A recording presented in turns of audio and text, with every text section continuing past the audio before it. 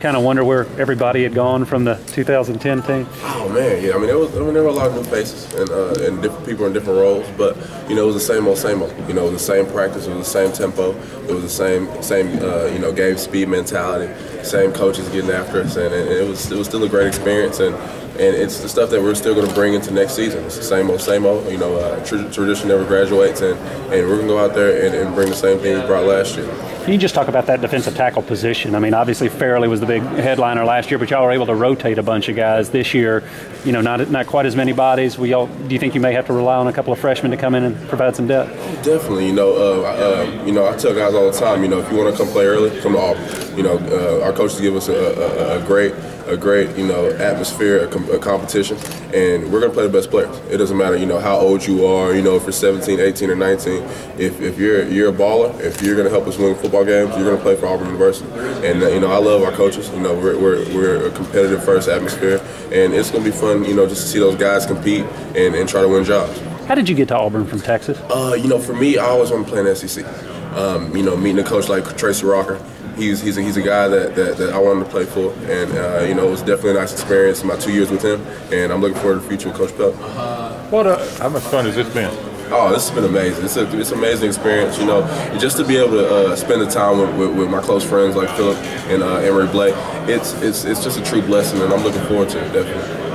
No, so what do you think? I mean, all the preseason predictions will probably have you guys near the bottom of the West. Do you care, or do you use it for motivation or anything like that? Well, for us, ever since January 11th, we've heard the naysayers, but those type of things, we're going to use that to our advantage. As a competitor, when you work so hard and everybody's telling you what you can't do, you want to go out there and do it, and you want to go out there and do it really bad. So for us as a group, as a whole unit, as a family, we're going to go out there each and every Saturday to go out there and not to prove people wrong by no means, but to win games, not for just us, but for the Auburn family.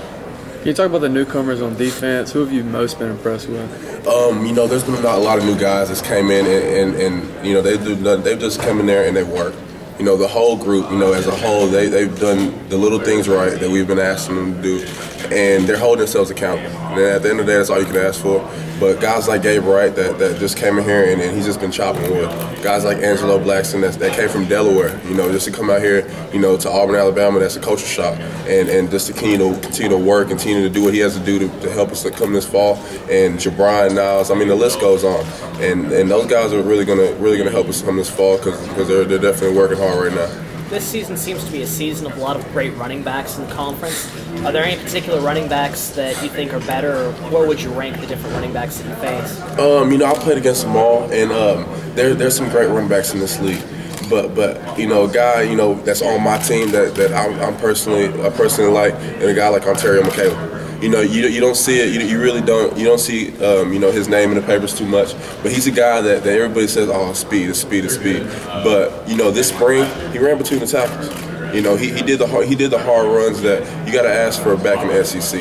And I'm looking forward to a big year out of him, and I know the Auburn family is too.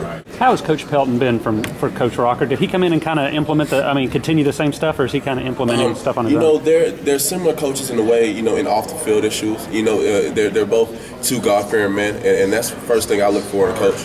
And on the field, they're a little bit different. Coach Rocker was more, just go out there and ball. That was his type of approach. Coach Pelton, he's more detail-oriented. He's about the little things. He's about making sure that your foot's in the right place so you won't get reached this next play.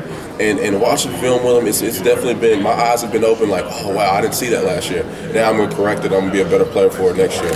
And I thank God for my 2 years with Coach Rocker, but I'm looking forward to these next 3 years with Coach Pelton, and it's going to be fun. Do you ever feel that y'all are so young that sometimes you're a camp counselor with these guys? Definitely, it's not like that. Our thing, as a defensive line, we got in the room and I said, and I wanted to speak, and I said, hold yourself accountable. Hold yourself accountable, do the little things right, focus on how you become a better player to focus and get Auburn victories. And after you hold yourself accountable, you hold others accountable. So everybody's on the same page and getting better, and the goals are the same. We all have the common goal of going back to Atlanta. and that's it. And there's nothing of rebuilding. There's nothing like that. We're trying to get back to Atlanta, and we will get back to Atlanta.